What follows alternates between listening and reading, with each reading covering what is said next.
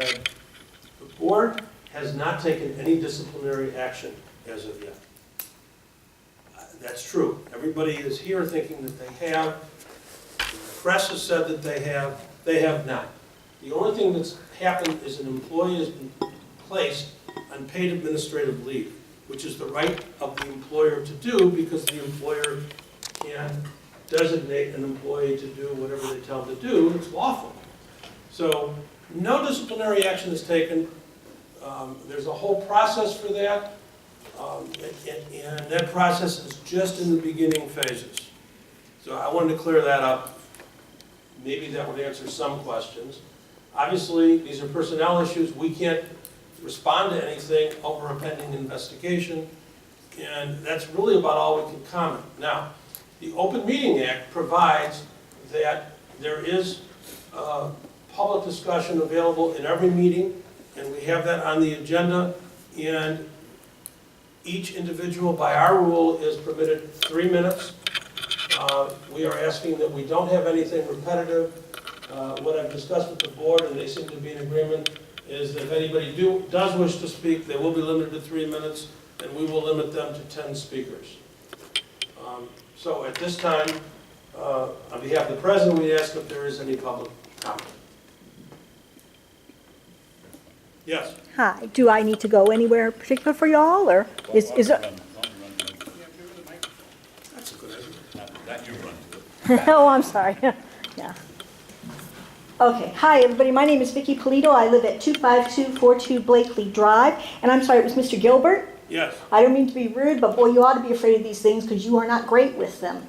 I understand what you're saying, that you're calling this, what's happened lately with Chief Stratton, a non-disciplinary action. The problem is that the way this was done, what this feels like is blind disciplinary action against someone with no detail. It's a little bit skeevy, it's way too secretive, and you may very well have reasons for not only putting him on leave, but for doing this the way you did. But the way you have handled this has achieved nothing for you, but made you look like character assassins who have done this to somebody for no reason. And all you've done is damaged his reputation, or tried to, and shot each and every one of yourselves right up to suspects number 1, 2, 3, and on in this. I don't appreciate this behavior. I think it's wrong, and I think you need to do something to correct it, besides telling us that we don't understand what actually is going on because we don't know what the process is. Thank you. I can chuck it.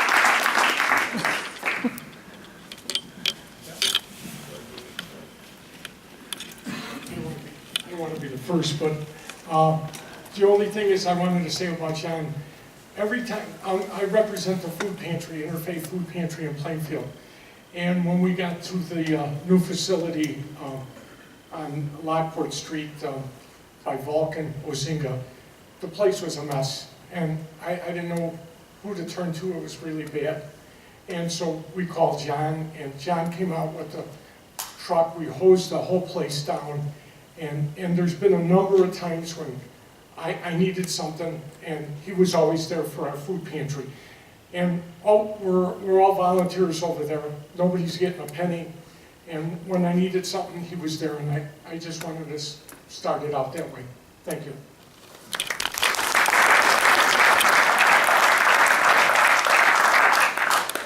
Yeah, Chief. I'm John Conopik. I'm the Chief of Police here in Plainfield. I'm also the Director of the Emergency Management Agency. I am not here in any official capacity. I'm just letting you folks know who I am. And I want to start out by saying no one person is bigger than any organization. But I also want to say that one person can make a hell of a difference in a lot of lives, as evidenced by all the people that showed up here tonight. I've worked with this fire district even before I joined the Village of Plainfield, being at another fire department. So I've been working with this fire district for well over 20 years.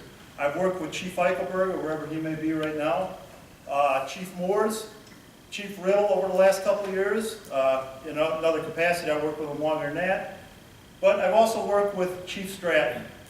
And I can tell you, from a professional standpoint, I've been all over this state, and I've been in several parts of this country on emergency responses, and I can tell you that everybody looks to Plainfield as a model as far as how the emergency services work together in this community.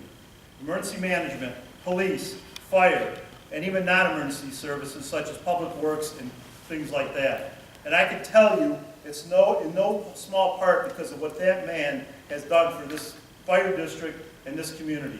When all you all are at home sleeping, and our two, excuse my French, dumbasses are out in the middle of the night addressing whatever the emergency is, I would put my life in this man's hands. That's how much information he knows. That's what he does to help this community at no benefit to his own. Because he wants to help this community, help this fight.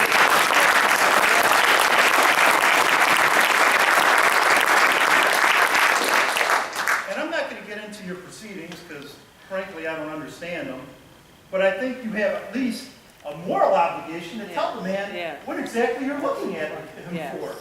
I know on the police side, we have rules that we have to follow, and part of it is we're accusing someone of somebody, and don't tell me you're not, or else you would put him on administrative leave.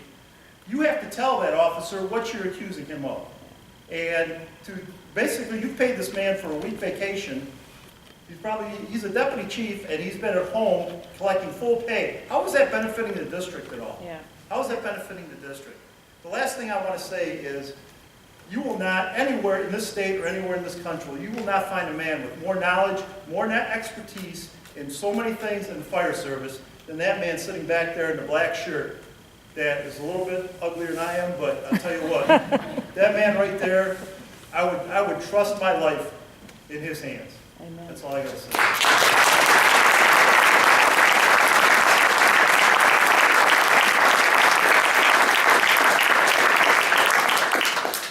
I just want to speak. My name is Patty Kidd. I'm a Plainfield resident, and I don't know how many other people here have experienced this. My house burned down on Easter morning, and the first person on the scene within minutes was that man right there. And he was wonderful. And if ever of you are in that situation, I wouldn't wish it on my worst enemy. And it was awful, and he was wonderful.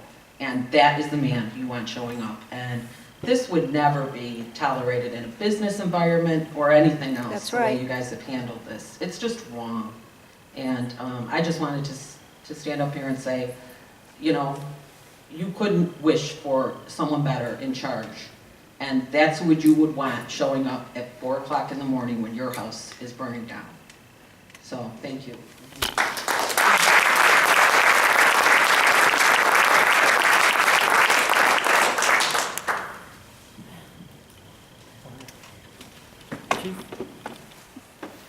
Got a couple of them.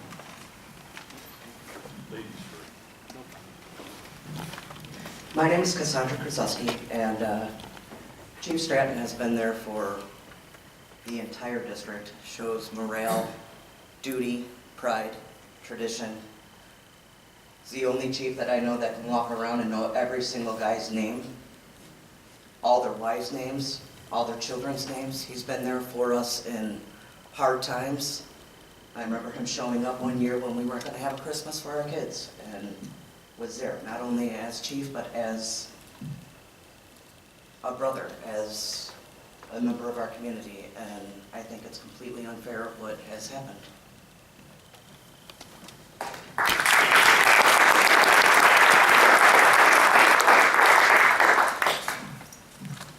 Evening, everyone. My name is Mike Percaccio. I'm a resident of Plainfield for 15, 18 years now, and I've been on emergency management for 8 years now, and I've also run our CERT program for the last few years.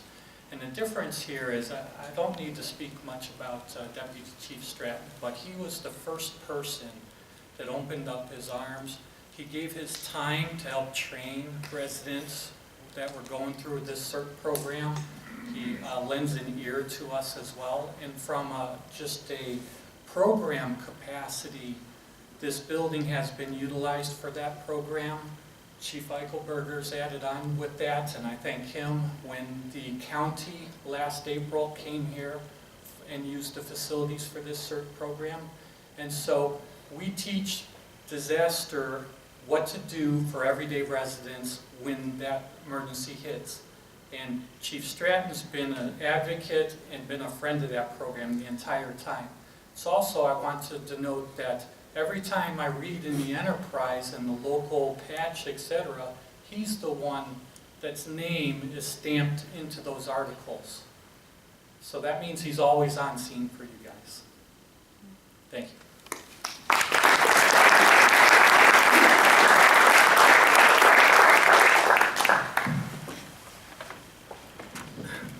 Hi, my name is Martin Van Eeswerk, and I brought my son here today because my son was one of the firefighter explorers.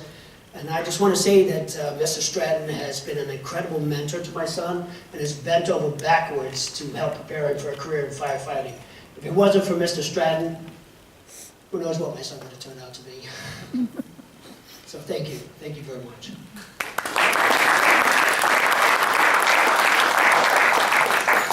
My name is Doris Schramer. I'm a resident of Plainfield and friends with John and Carla. And I've never seen a man involved in so much in a city other than just his job. He helps out in every aspect I can imagine. I see him working constantly. And it's not only with the fire department, it's with all kinds of things. I think that it would be an extremely huge loss for him to not be on our fire department. And I think you've handled it extremely poor. If I were at work and somebody wanted to lay me off for some reason, I want to know why. I don't understand why you can't tell him what's going on, because he's the hardest worker I've ever seen.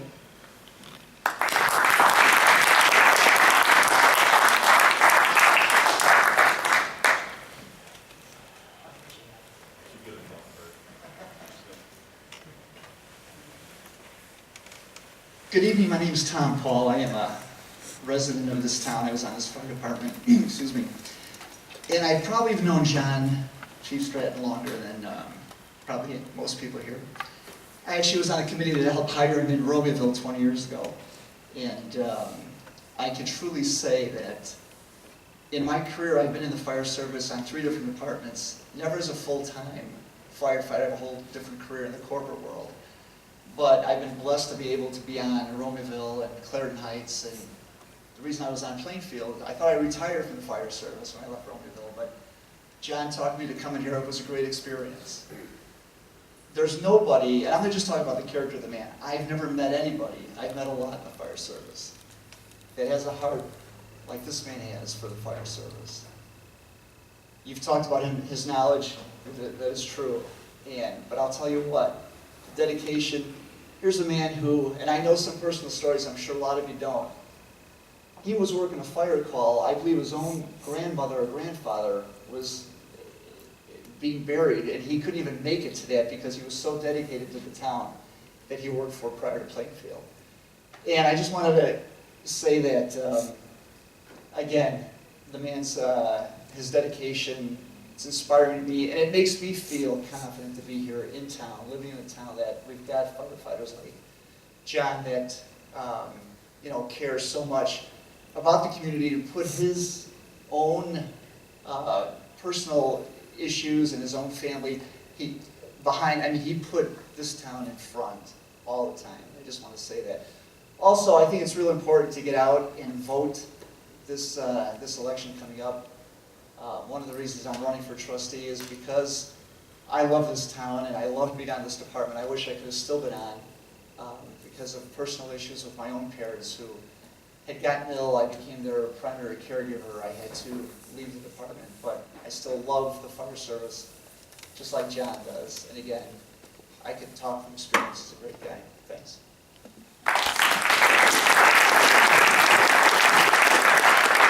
Hi, my name is Julie Edelman. I work for the Plainfield School District. I'm in no way representing them. I'm no Tom Hernandez up here, but I do want to speak for the work ethic. And I'm not going to tell you anything different than you probably already heard tonight.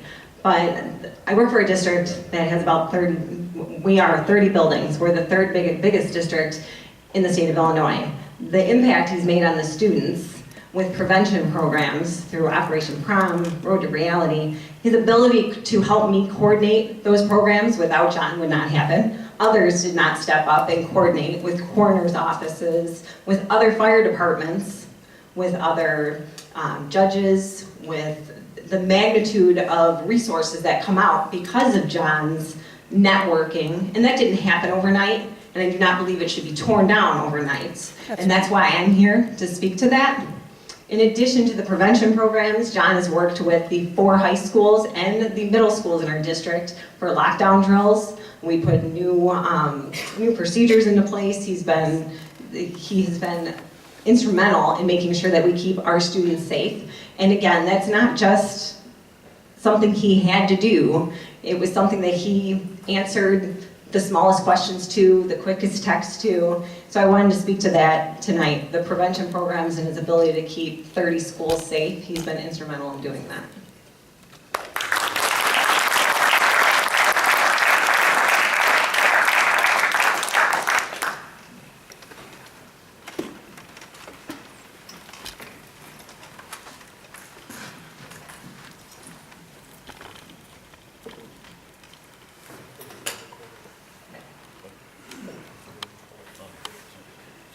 Chloe, thank you for your comments. As our attorney said, we still haven't had all the facts yet. Can't hear you. He's got the mic. We still don't have all the facts. We're going to meet in closed session to discuss more of the things that even I don't know everything about. And entertaining motion to go into a closed session for the board. So moved. Second? Second. Moved second. All in favor, say aye. Aye. Opposed? Motion's carried. We will go to closed session at 6:18. Will you be reconvening afterwards? They have to. We have to have a close. So you'll be coming back here when you're done? Yeah. Okay.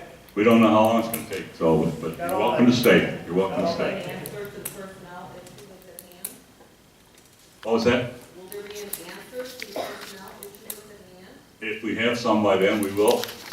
We have to discuss any action that we take that has to be given in closed session. That has been given in closed session.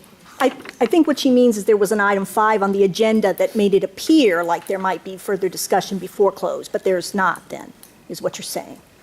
Because No. business, okay. Item 5? Yes, That's, you know, we have to do the personnel issues in closed session. okay, okay. So the board will adjourn to our other office place over there, and when we get some information or whatever happens, we will be back. Thank you.